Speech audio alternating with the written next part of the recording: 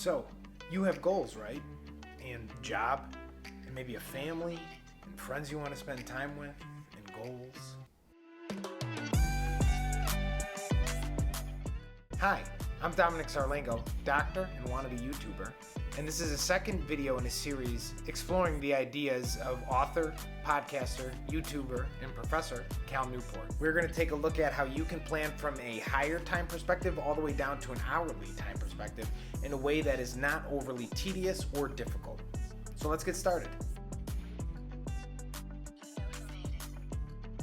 At this point, it's basically cliche to say that you're feeling busy. We all feel busy, we're all being pulled in a million different directions, and having good systems in place can help you navigate your busy and complex life.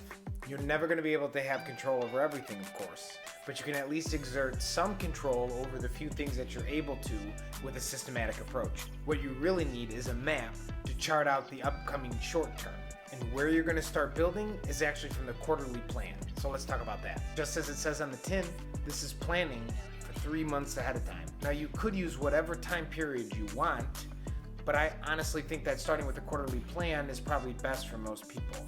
If it doesn't feel quite right, experiment. What the quarterly plan allows you to do is plan on a time horizon that's long enough to make big chunks of strides towards things, but at the same time is short enough that it allows you to course adjust as you go on a time frame that's not so overly long that you go too far in one direction. You really want to remain adaptable and change course. None of this planning is about predicting the future, but it's just really about having some solid plan in place for which you can be adaptable from. So where you want to start is to look at your calendar and look at the month ahead. I would recommend trying to find 2 days where you can at least put a couple hours into making a quarterly plan. You honestly want this to be a slow process. You don't want to rush through this. You want to have some time to think, maybe take a walk, to reflect. So there's no rush here. Really give yourself the space to work on this. And now I gotta warn you, it's gonna feel a little weird at first, and honestly, you're not gonna be very good at it. It's gonna take doing a quarterly plan a couple to a few times to really get it down. This is all just a process, and like any process, you just have to do it, reflect on what worked and what didn't work, and then adjust from there. A good place to start when you're making your quarterly plan is to just think about the roles in your life. These are bigger things that are ongoing, things like being a father, being an engineer, being a doctor, being a husband. Start there, and you can even think through some things that you want to do or goals you want to work toward to tune those roles up. Additionally, on your quarterly plan, you want to think about any big deadlines that are coming up, projects that you either want to get done or that have to get done, either professionally or personally, and you want to put those on your quarterly plan. The bigger projects are what are often referred to as your big rocks. So you want to get those in place and schedule some time as you go forward to work on those big rock projects. That way you can organize the smaller projects all around them and are still progressing in the areas that are important. Other things to consider for your quarterly plan are things like habits you want to work on or metrics you're tracking. So remember, your time horizon is 3 months. You want to start to get a feel for what you can accomplish over that time. You want to reach, but try not to overreach. Again, this is just going to take some time. You'll get better at it, and you're just going to have to adjust how you go about it going forward. But having a plan in place is infinitely better than having no plan. The quarterly plan is the foundation for which you work from to navigate your upcoming quarter, and it also informs your weekly plan, which is our next topic. So once you have your quarterly plan in place, your map, your navigation, what are your next steps? Well, from there, you want to make a weekly plan. This is something that's going to allow you to navigate the near-term landscape and help you make progress towards your quarterly plan. Now, the important thing here is that you want to, as Cal Newport says, face the productivity dragon.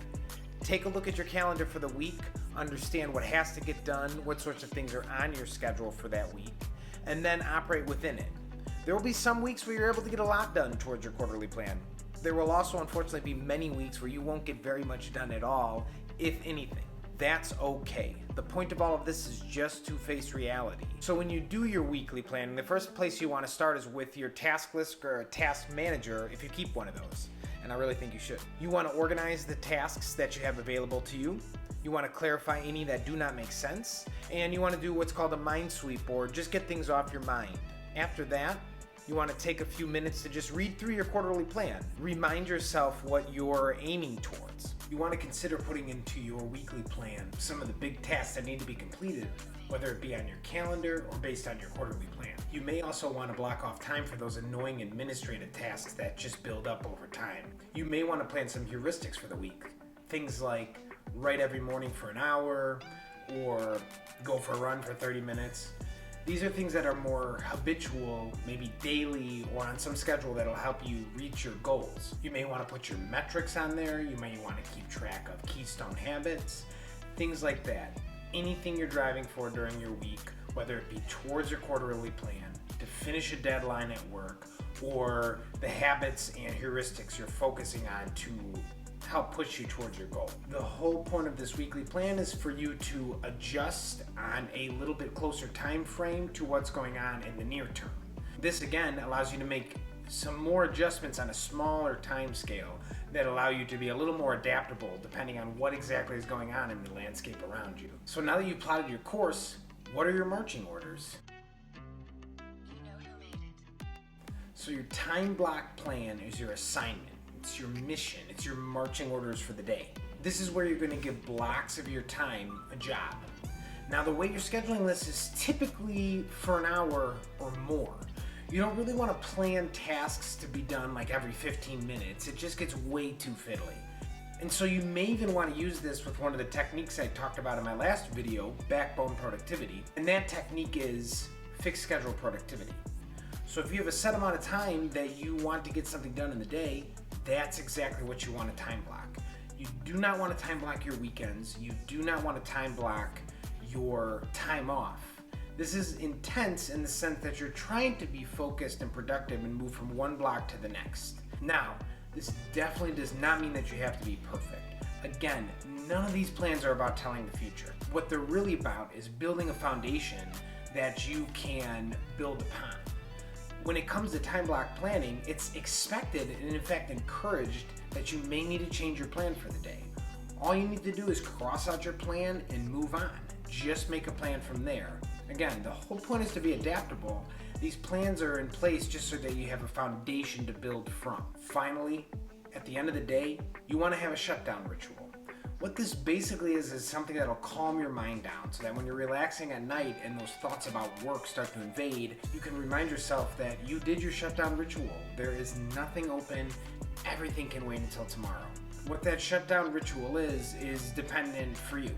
But most people are probably going to want to check their email just to make sure there's no bombs in there, look at their to-dos for the day to make sure that they finished everything that had to be done, or look over the things that they've collected in their inboxes throughout the day. Again, whatever it is for you that allows you to relax at night, the main point is that when you do start to feel anxious, you're able to look back at this ritual and say, I did my shutdown, I know there's nothing open, I can relax for now. So there you have it. There's some more core techniques from Cal Newport that'll really help you run your life. Honestly, these three are probably the most important things that he talks about and are the entire system in and of itself. And so these are things that you really want to work at and get better at. And that's the important thing here is you will get better. When you first start planning these things, you will feel a little bit lost. You may even feel like it's not even worth it because you aren't following any of your plans. And honestly, I started out the same way, but after doing this a lot and doing it over and over again and reflecting on what worked and what did not, I'm starting to see some of the fruits of my labor that are helping me to, one, be more productive, and two, be a little less anxious about getting things done. Thanks again for watching the video. If you've seen both of them, you get some bonus points. If you've only seen this one, well, I hope you'll watch some more. Again, please leave me any comments about anything that you're interested in, whether it be this topic or others. I'm very interested in exploring lots of topics on this channel, but for now, I'm going to focus a little bit on some of these techniques from Cal Newport as he's had a big impact on my life, so I plan on continuing that for a little bit here. But please, let me know if there's anything else you'd like to see, and thanks again for watching.